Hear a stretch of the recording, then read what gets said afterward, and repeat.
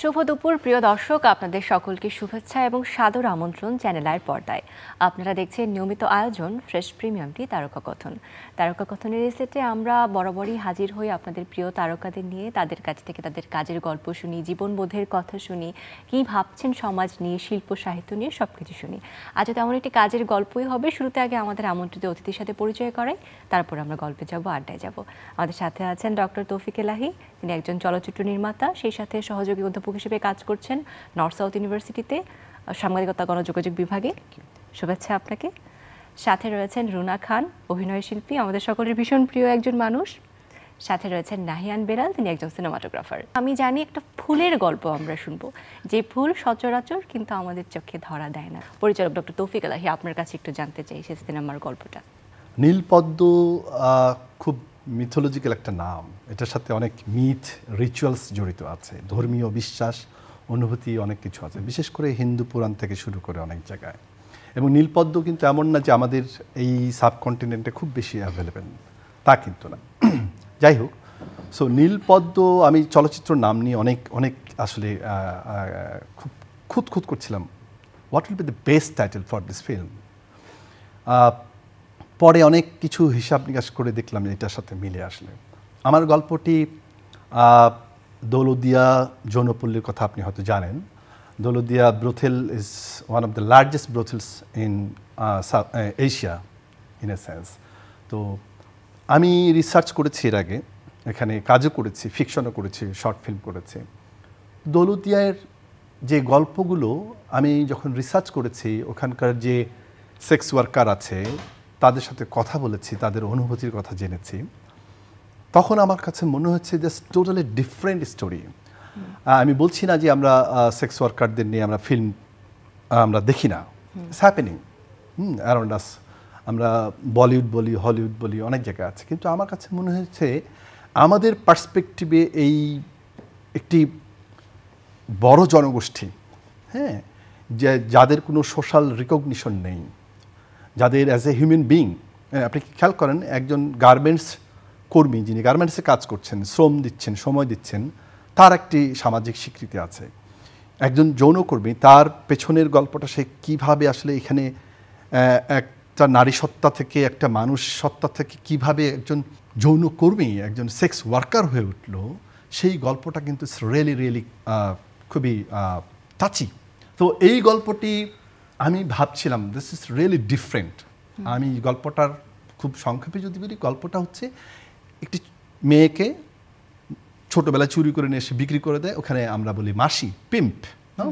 ওই মাসিরা তাকে লালন পালন করে এবং বড় হয়, এবং ওই মাসিরা আন্ডারে মাতৃত্বের জায়গা থেকেও বড় হয়, এবং সে ওই আস্তে আস্তে একটা সময় কাজে যায়, একটা সময় সে গল্পের কনসেপ্টটা আসলে আমরা জানলাম। আসলে এক একজন পরিচালক বা এক একজন মানুষই যে কোনো গল্পের বিভিন্ন পার্সপেক্টিভ আসলে কল্পনা করেন, সেটাই আসলে ওভাবে ফুটিয়ে তোলার চেষ্টা করেন পরিচালকের নজর থেকে একটা সিনেমায়। সেখানে মূল চরিত্র অভিনয় করেছেন আমাদের সকলের প্রিয় রুনা খান। তিনি বরাবরই পর্দায় যখনই এসেছেন আমাদেরকে চমক দিয়েছেন, নিজেকে প্রত্যেকবার ভেঙেছেন নতুন করে চরিত্রের প্রয়োজনে। নিশ্চয়ই বলাই যায় যে গল্পটি আমরা শুনলাম তার সাথে এই নাম নীলপদ্ম এবং মূল চরিত্র, এই জায়গায়ও এরকম অনেক ক্যারিশমেটিক জায়গা দেখতে পাবো আমরা, এখনও যদিও পাইনি কিন্তু অপেক্ষায় আছি। ওই চরিত্রতে নিজেকে তৈরি করা এক্সপিরিয়েন্স কেমন? সিনেমাতে আমার যুক্ত হবার গল্পটা একটু বলতে চাই, কারণ ওটা আমার কাছে ভীষণ ভালোবাসাপূর্ণ একটি গল্প। তৌফিক ভাইয়ের এটা তার নির্মিত প্রথম পূর্ণদৈর্ঘ্য চলচ্চিত্র। এর আগে তিনি আরও স্বল্পদৈর্ঘ্য বা অন্য ফরম্যাটের কাজ করেছেন, কিন্তু পূর্ণদৈর্ঘ্য চলচ্চিত্র এটি প্রথম। এবং তৌফিক ভাইয়ের সাথে আমার পরিচয় ছিল না। আমাকে একদিন ফোন করলেন আমাদের সজল ভাই, অভিনেতা আব্দুল নূর সজল, এবং সজল ভাই আমাকে বললেন যে রুনা, সজল ভাই এবং তৌফিক ভাই জাহাঙ্গীরনগর বিশ্ববিদ্যালয়ে পড়াশোনা করেছেন এবং বললেন যে এরকম জাহাঙ্গীরনগর থেকে ফিল্ম অ্যান্ড মিডিয়া থেকে মাস্টার্স করেছেন, পিএইচডি করেছেন, এখন নর্থ সাউথ বিশ্ববিদ্যালয়ে শিক্ষক হিসেবে আছেন, খুবই চমৎকার মানুষ। তো আমার ভাই তিনি একটি সিনেমা তৈরি করতে যাচ্ছেন, আমার গল্পটা শুনে মনে হয়েছে, চরিত্রটা শুনে মনে হয়েছে যে তুই এই চরিত্রটাতে তুই কাজ করতে পারিস। আসলেই বলতে চাই, তৌফিক ভাই সামনেই বসে বলছি, তৌফিক ভাইয়ের সাথে আমার পরিচয় নেই, নাম্বার, সজল ভাই আমাকে নাম্বার পাঠালেন, তারপর তৌফিক ভাইয়ের সাথে আমার কথা হলো, আমি চরিত্র গল্প শুনলাম, এবং শুনবার পর আসলে আমার চোখ বন্ধ করে রাজি হয়ে যাওয়া ছাড়া আর কিছু করার ছিল না। কারণ পরিচালক যে চরিত্রে আমাকে ভেবেছেন, চরিত্রটির নাম নীলা। এতক্ষণ বলছিলেন তৌফিক ভাই যে এই নীলপদ্ম অনেক মিথ, পুরাণ, আমাদের সংস্কৃতি, ঐতিহ্য, সেই সকল কিছুর সাথে সাথে পরিচালক আসলে নীলাকেই নীলপদ্ম হিসেবে সম্বোধন করতে করেছেন। প্রতীকী অর্থে নীলাকেই নীলপদ্ম বলা হচ্ছে। এরকম একজন মানুষ যিনি ফিল্ম নিয়ে পড়াশোনা করেছেন, ফিল্ম নিয়ে পড়াচ্ছেন, এবং এই সিনেমাটা করবার আগে তিনি অত্যন্ত গবেষণা করেছেন, যেটা তিনি বলছিলেন যে দৌলতদিয়ার যৌন কর্মীদের আমাদের এশিয়ার সবচাইতে বড় যৌনপল্লী, তাদের নিয়ে গবেষণা করেছেন, তাদের জীবন দর্শন, তাদের আর্থসামাজিক অবস্থান, সমাজের প্রতি তাদের দৃষ্টিভঙ্গি বা সমাজের কাছে তাদের আকাঙ্ক্ষা, সমাজ বা রাষ্ট্র তাদেরকে কিভাবে দেখছে, এই পুরো তথ্যগুলো তিনি আমাকে দিয়েছেন যে এই হচ্ছে আমার চরিত্র, এবং আমি এই চরিত্রের মধ্য দিয়ে আমি খুব সরল একটি গল্প বলতে চাই। কোনো জটিলতা নেই, কোনো বিশেষ মনস্তত্ত্ব নেই। আমি শুধু দেখাতে চাই এই মেয়েটির জীবনের জার্নি, একটি সরল গল্প। এটা আমাকে সবচাইতে বেশি মুগ্ধ করেছে।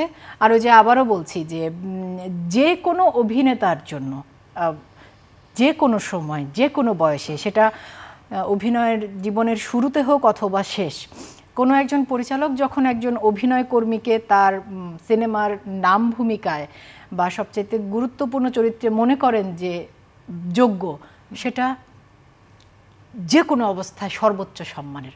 তো তৌফিক ভাই সেই সম্মানটা আমাকে দিয়েছেন। আমি সজল ভাইয়ের কথা উল্লেখ করলাম এই জন্য যে হয়তো যেহেতু আমার সাথে তার কাজ হয়নি, পরিচয় নেই, তিনি হয়তো জানতেন না। তো এই হচ্ছে আমার নীলপদ্মের সাথে যুক্ত হবার গল্প। আর ওই যে বলছিলাম যে ভীষণ ভালোবাসার গল্পটা আমার কাছে এই জন্য যে সজল ভাই নিজে কিন্তু এই সিনেমাতে অভিনয় করেননি, বা তিনি কোনোভাবে এই ছবির সাথে যুক্তও নন। তারপরও তার আরেকজন সহকর্মীর কথা মনে হয়েছে, আরেকজন পরিচালকের কাছে গল্প শুনে, যে ও এটাতে কাজ করতে পারে। তার সাথে সাথে এই ছবিতে আমি আমার সহশিল্পী হিসেবে যাদেরকে পেয়েছি, তারা প্রত্যেকেই আমাদের দেশের অত্যন্ত গুণী অভিনেতা। রাশেদ মামুন অপু, একে আজাদ সেতু, রোকেয়া প্রাচী, সুজাত শিমুল, শাহেদ আলী, প্রত্যেকেই। এবং তার সাথে সাথে ওখানে আমরা দৌলতদিয়াতে শুটিং করেছি, সেখানকার শিল্পীরাও আমাদের সাথে কাজ করেছেন এবং আমাদেরকে ভীষণ রকম সহযোগিতা করেছেন। আর আরেকটা বিশেষ কথা বলতে চাই যে হয় কি, কাজে কিছু কৌশলগত দিক থাকে যেগুলো আসলে পরিচালক বা অভিনয় শিল্পীর চাইতে যারা টেকনিক্যাল দিকটা ভালো বোঝেন ওদের উপর নির্ভর করতে হয়। সেই নির্ভরতা ছিল আমাদের শিল্পী হিসেবে বা পুরো টিমের পরিচালক হিসেবে নাহিয়ানের প্রতি। ও খুবই তরুণ একজন সিনেমাটোগ্রাফার, কিন্তু এত ভালো কাজ করে এবং সবচাইতে জটিল এবং কৌশলগত দৃশ্যগুলো আমাদের জন্য একেবারে জলের মতো সহজ করে দিয়েছে ওর কৌশলের অংশ দিয়ে। আসলে আমরা পর্দায় যা দেখি তা তো আসলে একজন সিনেমাটোগ্রাফার আমাদেরকে যেভাবে যে অ্যাঙ্গেল থেকে ক্যামেরাতে দেখায়, তাই না?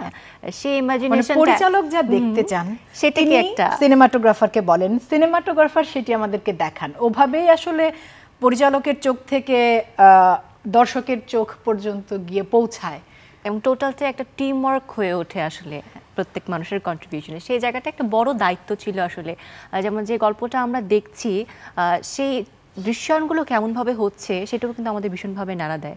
তো ওই জায়গাগুলো ফুটিয়ে তোলা, এরকম একটি নতুন বলবো না, বলেছেন আগে এরকম কাজ হয়েছে, তবে ভিন্নভাবে দেখানো দর্শকদেরকে, ওই জায়গাটাতে কেমন লেগেছে এই কাজের এক্সপিরিয়েন্স? ওইখানে শুটিং করাটা আসলে খুব টাফ ছিল আমাদের জন্য। আমরা দৌলতদিয়াতে শুটিং করেছি এবং আমি জীবনে প্রথম দৌলতদিয়াতে গেলাম এই কাজের সুবাদে।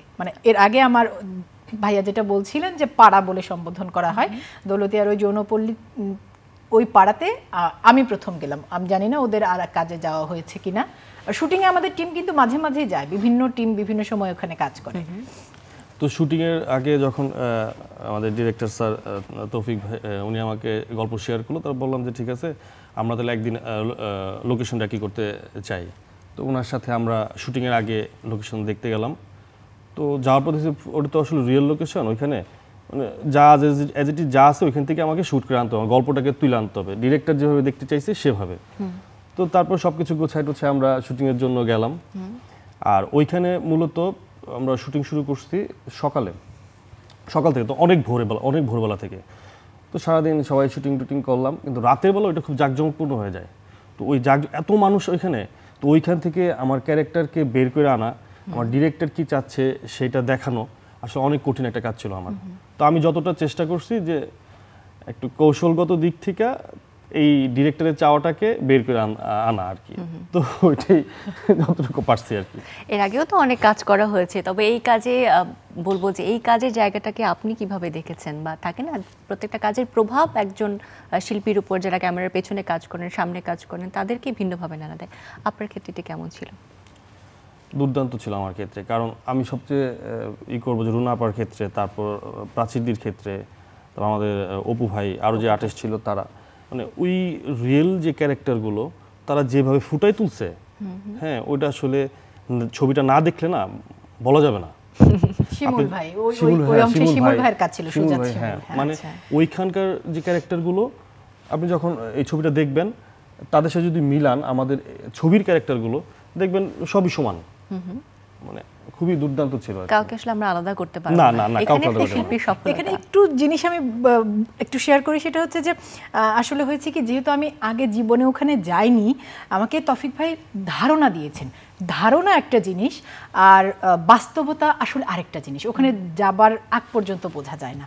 তো যেটা হয়েছে যে আমি চরিত্রের জন্য, নীলা চরিত্রের জন্য যেই কস্টিউম নিয়ে গিয়েছি, পোশাক আশাক, ওখানে যাবার পর আমি দেখলাম যে আসলে ওদের পোশাকের সাথে আমার পোশাক মিলছে না।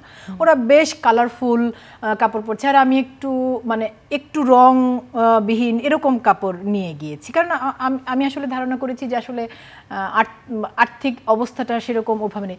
মোট কথা, যাবার পর দেখছি যে আমরা যদি সাধারণ চোখে তাকাই যে ওখানকার 10টা মেয়ের কাপড় আর আমার কাপড়টা আলাদা হচ্ছে। তো তখন তৌফিক ভাই ওদের সাথে কথা বললেন। ওখানকারও একটা টিম ছিল যারা আমাদেরকে ভীষণ সহযোগিতা করেছে, এবং সিনেমার একটা বড় অংশে আমি ওদের কাপড় পরে কাজ করেছি। ওরা ওদের ঘর থেকে কাপড় এনে দিয়েছে, ওদের শাড়ি, ওদের কাপড়, এবং ব্রেকের সময় আমরা ওদের ঘরে গিয়ে বসে গল্প করছি। মানে আমার মনে হয়নি যে আমরা আসলে এমন কোনো জায়গায় কাজ করতে এসেছি যে জায়গাটা কাজের জন্য অসুবিধাজনক। এর চাইতে সর্বোচ্চ সহযোগিতা, সর্বোচ্চ সমর্থন শুটিং লোকেশন থেকে কোনো টিমকে দেয়া যায় বলে আমার খুব বেশি অভিজ্ঞতা করিনি।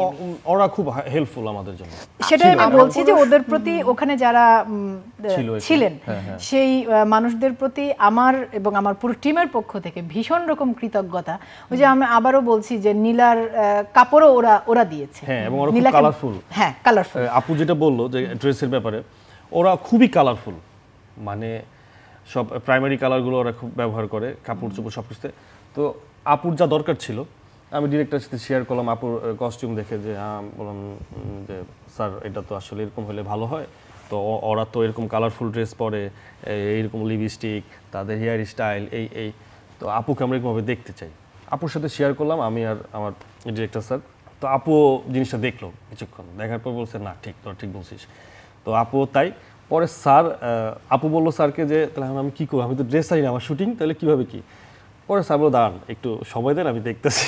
তারপর স্যার তার টিমে আমাদের যে চিপেটি ছিল, কস্টিউমে যে ছিল, তো তাদের সাথে একটা ছোটোখাটো খুব দ্রুত মিটিং করে, তো ওইখানকার যারা ছিল তাদের কাছ থেকে আমরা ড্রেসের যে সাপোর্টটা সেটা পাইছি। ওটাই বলতে চাচ্ছি যে নীলাকে দেখতে যদি পর্দায় বিশ্বাসযোগ্য মনে হয়, তাহলে আমি যতটা কৃতজ্ঞ, আমার সর্বোচ্চ কৃতজ্ঞতা আমার পরিচালকের প্রতি। এই কথাটা আমি সবসময় বলি যে আমি একজন ডিরেক্টর আর্টিস্ট, এবং পরিচালক চরিত্রকে যেভাবে দেখতে চেয়েছেন, যে গল্পটা বলতে চেয়েছেন, আমি শুধু পরিচালকের চাওয়ার কাছাকাছি যেতে পারছি কিনা, ওটা থাকে আমার কাজের সর্বোচ্চ মনোযোগের জায়গা। এবং তার সাথে সাথে নীলাকে দেখতে যদি বিশ্বাসযোগ্য মনে হয়, সেই কৃতিত্ব আমার পরিচালক, আমার পুরো টিমের, এবং আমরা দৌলতদিয়া যে পাড়াতে কাজ করেছি সেই পাড়ার যারা অধিবাসী তাদের আমরা তো নীলাকে কৃতজ্ঞতা সকলের। একদমই তাই, আমরা তো নীলাকে পর্দায় আসলে দেখতে চাই। এত গল্প যেহেতু শুনছি, কাজ দেখার আকাঙ্ক্ষা আমার মনে হয় আরও বেড়ে যাচ্ছে। সেই জায়গা থেকে আসলে পরিচালকের কাছে প্রশ্ন যে আমরা এই যে নীলাকে নীল পদ্মে আমরা কবে দেখতে পারবো, কোথায় দেখতে পারবো? আসলে আমার এই চলচ্চিত্রটি প্রথম প্রিমিয়ার হয়েছে নিউ ইয়র্কের। সেটিও একটি বাংলা চলচ্চিত্র, ওপার বাংলাদেশ সহ সুচিত্রা সেন চলচ্চিত্র, সেখানে হয়েছে গত এপ্রিলে। আমরা ইন এসেন্স আমরা সবগুলো মিলে কাজ শেষই হয়েছে এপ্রিলের একদম শুরুর দিকে, মানে পোস্ট প্রোডাকশন সহ। সিনেমাটার কাজ কিন্তু অনেক অনেক অনেক লং টাইম হয়েছে। আমরা কয়েকবার ধরে প্রতিবন্ধকতা ছিল, লোকেশনে গিয়ে শ্যুট করতে পারেনি, পরে আবার রিস্কেজুল করতে হয়েছে শিল্পীদের। আমি তারপর ঢাকায় আমরা অনেকগুলো লোকেশন শুটিং করেছি, গাজীপুর, কাপাসিয়া, কল্যাণপুর, এদিকে মানে ওই অংশটার কাজ শেষ করে আমরা ঢাকার বিভিন্ন আশেপাশে করেছি। তো আমি খুবই কৃতজ্ঞ of course Runa Khan, she did her best, এবং অন্যান্য যারা ছিল, রাশেদ অপু, রোকেয়া প্রাচী, শাহেদ আলী, সুজাত শিমুল, কে আজাদ সেতু, সবাই কোঅপারেট করেছে এবং সবাই বুঝতে পেরেছে। যেটি বলতে চাই, আমার দীর্ঘ সময়ে কাজটা হচ্ছে ভেঙে ভেঙে আর কি।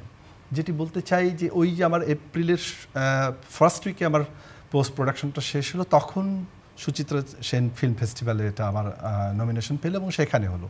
আর এর মাঝে ঢাকায় তো হচ্ছে, বাংলাদেশে যদি বলা যায় ইন এ সেন্স এশিয়ায় প্রথম প্রিমিয়ার হচ্ছে ঢাকা ইন্টারন্যাশনাল ফিল্ম ফেস্টিভ্যালে এখানে। এখন এই পর্যায়ে আছে, আরও নেপালে আছে, ইন্ডিয়াতে আছে, কানাডায় আছে, আরও কয়েকটা ইউরোপের দুই চারটা জায়গায় আছে। তো সেই ফেস্টিভ্যালগুলো শেষ হলে হলে যখন আমরা দেবো তখন আমরা আবার নতুন করে জানাবো। এখন আমরা এটাকে ধরছি আমাদের প্রথম দেশে আর কি, প্রথম 15ই জানুয়ারি জাতীয় জাদুঘর মিলনায়তনে সেটা আমাদের প্রিমিয়ার হচ্ছে আর কি। বাট আমি যেটি শেয়ার করতে চাচ্ছিলাম, সিনেমা বলতে মানুষের মধ্যে একটা যে কাজ করে, হ্যাঁ, বিশাল light set, huge costume, item song, বিশাল কিছু যে এরকম থাকে। I didn't think that way actually. আমি সবসময় আমি আসলে পপুলারিটির জন্য অত ছিলাম না। আমার কাজ হচ্ছে আমি একটা গল্প বলতে চাই। হ্যাঁ, I do have limitations, they did the best job, কিন্তু আমি বলছি না যে বিশাল কিছু করে ফেলছে। আমাদের ওইখানে সবচেয়ে বড় চ্যালেঞ্জ কি ছিল, নাহিয়ানকে বলছে, নাহিয়ান বলছে স্যার এখানে লাইট করতে পারবো না। আমি বললাম ডোন্ট ডু ইট, বিশাল লাইট আমার দরকার নাই। আমি বলেছি যে এত গ্ল্যামারাস আমার ক্যারেক্টার দরকার নাই, do it as it is. আমরা রিয়েলিজমের জায়গায় থাকার চেষ্টা করেছি। কোনো ঘর পাচ্ছিলাম না, একটা ঘরে একটা বেডের জন্য যে আমার ক্যামেরাটা বসানোর জন্য যে জায়গাটা দরকার, আমি যদি সেট করতে পারতাম। অনেকেই আমাকে বলেছে স্যার এটা তো এফডিসিতে সেট করা। নো, আমি যদি সেট করেই করি তাহলে তো আমি অন্য ফিল্ম করছি। আমি তো সেই ফিল্ম করছি না, আমি তো ফিল্ম করছি যে তারা যেখানে ঘুমায়, তারা যেখানে খায়, তারা যেখানে কাজ করে, তাদের যে ঘর থাকে সেই জায়গাটায়, ওই বেডে, ওই বিছানার চাদরে, ওই জায়গাটায় চাই আমি। ঠিক আছে? সো বিশাল যে পোস্টার সেটা আমরা করার চেষ্টা, এবং thanks to my team of course, behind the camera যারা ছিল এবং আর্টিস্ট যারা ছিল, তারা বুঝেছে। এবং আমি বলেছি ফিলগুলো, রুনার কিছু কিছু জায়গায় আউটস্ট্যান্ডিং পারফরমেন্স হয়েছে। আই নো তার একটা অভিনয় দক্ষতা রয়েছে। সজলের কথা বলছে, থ্যাঙ্কস টু মাই ফ্রেন্ড সজল। সজলের সাথে আমি বাংলাদেশে কাজ করেছি, নাহিয়ানকে নিয়েই কাজ করেছি, সেটা না। সজলকে আমি বলছিলাম যে আসলে আমার ডায়নামিক একটা দরকার, ইটস রিয়েলি চ্যালেঞ্জিং। ইভেন একটা সমস্যা থেকে আমি জানি না, ওই বেডে রুনাকে তো শুইতে হয়েছে, কথার কথা, ওই বেডে টাচ হয়েছে, তো ওইখানে ওদের স্কিন অসুখও হয়ে যায়। স্কিনের আমি এর আগে কাজ করেছি, আমার এক আর্টিস্টের তার স্কিনে প্রবলেম হয়ে গেছিলো। আমি কিন্তু চাইলেই করতে পারতাম যে আমরা একটা সেট করে এভাবে করে আমরা আই ডিডন্ট ডু দিস, বিশাল light poster, I didn't know, that's not the way to tell the story. Film ন্যারেটিভটা হচ্ছে যে আমরা ওদের গল্পটা বলতে চাই। নীলাকে গল্প, নীলার একটা জায়গায় আছে, আমি এটা করছি, নীলাকে যে দংশনটা করে, আত্মদংশনটা, এই যে সমাজ, পুরুষ শাসিত যে সমাজ, তার যে একটা ব্যক্তিসত্তা, তার যে একটা সেলফ আইডেন্টিটি আছে, সম্মান আছে অ্যাজ এ হিউম্যান বিং, সেটা সে কোথাও পায় না, না পাড়ায় পায়, না বাইরে পায়, না পুরুষের কাছে পায়, না কাজের জায়গায় যে সে যখন গার্মেন্টস কর্মী হিসেবে কাজ করে সেখানে পায়। পুরুষ তাকে সবসময় ডমিনেট করতে চেয়েছে, পুরুষ তাকে সবসময় ভোগ্যপূর্ণ হিসেবে দেখেছে, তার ব্যক্তিসত্তার কখনো আইডেন্টিটি নেই। এই জন্য সে সবসময় একটা স্বপ্ন দেখে, একটা সাপ তার সমস্ত শরীরে বেয়ে উঠে ফনা তুলে থাকে, তার ঘুম ভেঙে যায়। আবার 2 দিন পরে সে একটা স্বপ্ন দেখে যে আবার সাপটা উঠে তার ছোবল মারে। So who is this snake? এই সাপটা কোথায়? That is the society, that is the মানে স্টেক হোল্ডার্স, যারা আসলে যে জায়গাটা, এই জনের সাথে আসলে নীলপদ্মের সাথে একটা মিথের সম্পর্ক জড়িত আছে। যেই জায়গা থেকে আমি বলেছি আমার চলচ্চিত্র খুব বিশাল কিছু লাইট সেট পশ গ্ল্যামার দরকার নাই। আমরা গল্পটা এভাবে বলতে চাই না, আমরা বলতে চাই যে আসলে ওই মানুষটার নীলার যে একটা মানুষ, তার যে ভেতরের দহন কথন, তার যে কি বলে ভেতরের মধ্যে যে একটা আত্মোপলব্ধি, হ্যাঁ, সেইটা আসলে কোথায় অনেক বলা আছে। এক জায়গায় খুব গুরুত্বপূর্ণ ডায়লগ এটা বলা আছে, বেশ্যাদের কোনো ধর্ম নাই, অল ওভার দ্য ওয়ার্ল্ড বেশ্যাদের কোনো ধর্ম নাই, there is no religion for sex workers. Why? আমি কাজ করি একটা জায়গায়, আমি শ্রম দেই সেই জায়গাটা, সেটা আমার রিকগনিশন আছে। Someone is involved in sex worker, why she didn't gate her social recognition? কেন পাবে না? কেন সে একটি স্বাভাবিক জীবনযাপন করে? কেন সে সন্তান ধারণ করতে পারবে না? ওয়াই? ইন্টারেস্টিংলি যেটা আমি বলতে চাই, আমার সিনেমার একটা জিনিস গড গিফটেড, আমি বলছি না ভালো মন্দর জায়গায় যাচ্ছি না, god gifted. I was expecting যে একটা বৃষ্টি দরকার। আল্লাহ আল্লাহ কি কারণে আমরা একটা করছিলাম, এত বৃষ্টি হচ্ছে, এবং উনি আমাকে বলতেছিল যে আপনি 10 লাখ টাকা খরচ করেও এই বৃষ্টি পাবেন না। তার মানে ওই বৃষ্টি যদি আমরা দেখি স্ক্রিনে কোনো সিনে, তাহলে আসলে ধরে নিতে হবে যে ওটা রিয়েল। এবং সবচেয়ে গুরুত্বপূর্ণ, আমি তখন বলছিলাম নাহিয়ানকে আমাদের অন্য শট প্ল্যান হচ্ছে, নাহিয়ান সব বাদ দে, এই শট আগে নে, এই শট আগে নে, লাখ লাখ টাকা খরচ করে আমরা এই অ্যারেঞ্জমেন্ট করতে পারবো না। হ্যাঁ, মুষলধারে বৃষ্টি, মুষলধারে বৃষ্টি। এবং আমার ফার্স্ট পোস্টারে রুনার ওই শটটাই কিন্তু ওই যে আমি বৃষ্টিতে ঘরের ভেতর থেকে মেয়েটা বাইরের বৃষ্টিতে ভিজছে, বৃষ্টির পানিটা তাকে, ওই শটটাই আমাদের আপনার সোশ্যাল মিডিয়াতে আমরা অনেকবার দেখি এরকম যে পোস্টার শেয়ার করছেন, বা আপনি তো সবসময় নিজের কাজের গল্পগুলো দর্শকদের সাথে আপনার যারা ভক্তরা রয়েছেন শেয়ার করতে চান। এই যে অডিয়েন্সের ব্যাপারে যদি আমরা আসি, যাদের জন্য আসলে সিনেমাটা একজন পরিচালক বানান বা অভিনয় শিল্পী যাদের জন্য অভিনয়টা করেন পর্দার সামনে, তাদের অ্যাকসেপ্টেন্সের একটা ব্যাপার থাকে যে সিনেমা তো কোনো না কোনোভাবে একটা মেসেজ দেওয়ার চেষ্টা করে সাধারণ যারা দর্শক রয়েছেন। তো এই যে এরকম একটা বোল্ড কাজ, বলবো আমাদের ইন্ডাস্ট্রিতে তো আসলে এই ধরনের কাজ করার সাহস অনেকেই করেন না, কারণ আমাদের দর্শকদের মাইন্ড অনেক স্ক্যাটার্ড, তাদের চিন্তাভাবনা অন্যরকমভাবে ভাবেন। তো এই জায়গায় এই কাজের চ্যালেঞ্জটা যে শুরু করবেন ফুল ফ্লেজ একটা সিনেমা এমন কনসেপ্ট নিয়ে, কোনো দ্বিধা ছিল মাঝে, বা কি ভেবেছেন? অবশ্যই এটা বোল্ড কাজ। আমি আগেও বলেছি যে এর আগে আমার অভিজ্ঞতা, আমি রিসার্চ কাজ করেছি, এখানে রিসার্চের কাজে ছিলাম। তারপরে আমার মাথায় আমার কিছু ছাত্রী বললো যে স্যার কিছু করেন, তখন আমি বললাম যে আমি একটা শর্ট ফিল্ম করি। তো I did that short film first time. ওই শর্ট ফিল্ম 15 মিনিটস, ওই শর্ট ফিল্মটা আমার কয়েকটা জায়গায় গিয়েছে, ইউরোপ থেকে অনেক জায়গায় গিয়েছে। তো আমার ছাত্ররা বলছে স্যার এরপর আর কিছু করবেন না। তা আমি বলছি করা যায়, একটু বড় আকারে কিছু চিন্তা করা যায়। আমরা বাই প্রফেশন আমি আসলে বেসিক্যালি বিশ্ববিদ্যালয়ে পড়াই, সো আমার বিশাল প্রডিউসার নাই, ঠিক আছে। একটি বিষয় হচ্ছে যে মানে যেভাবে করতে চাই, সবসময় কোনো ডিরেক্টরই আসলে কখনোই 100% হ্যাপি হয় না। ইভেন একজন আর্টিস্ট, তারাও মনে হয় যে আরও কিছু দেওয়া যেত, আরও সময় পেলে এরকম। সো চ্যালেঞ্জ তো আসলে ছিলই, চ্যালেঞ্জ ছিল, কোনো প্রডিউসার ছিল না, আমার ফ্রেন্ডস দু একজন আছে, and of course my wife, she help me a lot. সেই জায়গা থেকে আমরা কাজ করেছি। দর্শকের যে জায়গা থেকে আমি সিনেমাকে সবসময় মনে করি যে সিনেমা আসলে গণমানুষের গল্প। সিনেমা যে প্ল্যাটফর্মটা, আমাদের প্র্যাকটিসটা ভুল আছে। প্র্যাকটিসটা হচ্ছে ক্লাস অ্যান্ড ম্যাথস। ক্লাস হচ্ছে একটা শ্রেণী, মানে কিছু চলচ্চিত্র মানুষ করে শুধুমাত্র শ্রেণীর জন্য, মানে একটু ইন্টেলেকচুয়াল হবে বা অফ ট্র্যাকের হবে, শুধু ওরা বুঝবে। I don't believe it. সত্যজিতের cinema for example Pather Panchali, অনেকে মনে করে art film. No, it's not art film, it's basically একটা ফিল্ম, জীবনের গল্প। এক্স্যাক্টলি আমাদের সংস্কৃতির, আমাদের মানুষের, আমাদের এই উপমহাদেশের এই মানুষের জীবনের গল্প। আমি শুরুতেই বলছিলাম যে তিনি খুব সরলভাবে একটি গল্প বলতে চেয়েছেন, এবং সেই গল্পটা দেখবার পর দর্শক হিসেবে, যেমন আমি নাহিয়ান আমরা দুজনেই 15 তারিখে প্রথম দেখব, কারণ আমরা ডাবিং করেছি শুধু আমার অংশটুকু, আমি পুরো সিনেমাটা দেখিনি। 15 তারিখে আমি প্রথম দেখব। দেখবার পরে দর্শক হিসেবে যে কারোর যে কোনো ভাবনা বা অনুভূতি বা ভালো লাগা, ভালো না লাগা, সকল কিছুই তৈরি হতে পারে। তো আমার যেটা শ্রদ্ধার জায়গা খুব গভীরভাবে তৌফিক ভাইয়ের প্রতি, যে তিনি খুব সরল করে একজন যৌনকর্মীর গল্প বলতে চেয়েছেন, এবং সেই গল্প আসলে প্রভাবিত করুক আমাদের জনসাধারণকে। যে দৃষ্টিভঙ্গি আমাদের রয়েছে সকলের একটি নির্দিষ্ট কমিউনিটির প্রতি, সেটি যেন এই সিনেমা মানুষের মনকে এমনভাবে নাড়া দিতে পারে, ওই দৃষ্টিভঙ্গিটা যেন একটু হলেও প্রভাবিত করতে পারে। সিনেমার মূল লক্ষ্য আর মূল সফলতার জায়গা বোধ হয় সেটিই হবে। আপনাদের জন্য অনেক অনেক শুভকামনা। আমি আশা করব যে উদ্দেশ্যে আপনারা এত ডেডিকেশন দিয়ে কাজটি করেছেন সেটি সফল হোক। আমাদের দৃষ্টিভঙ্গি বদলাক, আমাদের সমাজ পরিবর্তন হোক এই ছোট ছোট প্রচেষ্টাগুলো দিয়ে। অনেক অনেক ভালো থাকবেন, শুভকামনা। আবারও দর্শকদের থেকে বিদায় নিব। অনেক ধন্যবাদ। প্রিয় দর্শক, এই ছিল আমাদের আজকের আয়োজন। আশা করি ভালো লেগেছে। আগামীতে আবারও দেখা হবে নতুন কোনো কাজের গল্প নিয়ে। সে অবধি সবাই ভালো থাকবেন, সুস্থ থাকবেন, নিরাপদে থাকবেন।